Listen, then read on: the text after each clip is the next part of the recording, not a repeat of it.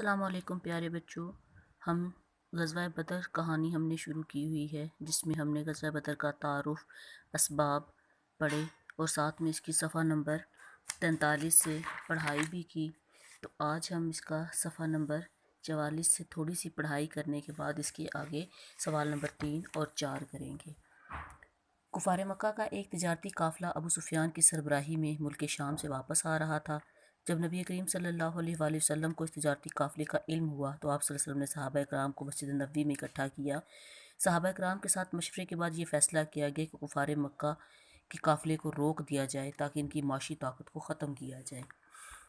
یہ پہلا واقعہ تھا جو کہ غزوہ بدر کا سبب بنا۔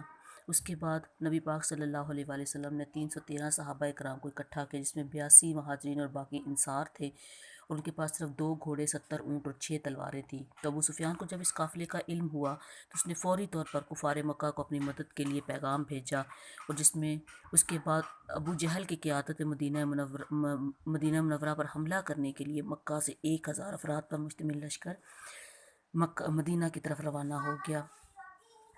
اس پورے صفحے کی پڑھائی کرنے کے بعد آپ 2 سوالات کے جوابات کریں گے، سوال نمبر 3 اور سوال نمبر 4۔ غزوہ بدر میں مسلمانوں اور کفار کے پاس کتنا ساز و سامان تھا، اور غزوہ بدر میں مسلمانوں کی طرف سے سب سے پہلے کون مقابلے کے لیے نکلا؟ اس کے سوال کے جواب آپ کو صفحہ نمبر 44 سے مل جائیں گے، لیکن اس کے ساتھ ہی میں آپ کو یہ ٹائپ کر کے ساتھ ڈائری میں بھی بھیج دیتی ہوں۔ اپنا خیال رکھیے گا۔ اللہ حافظ۔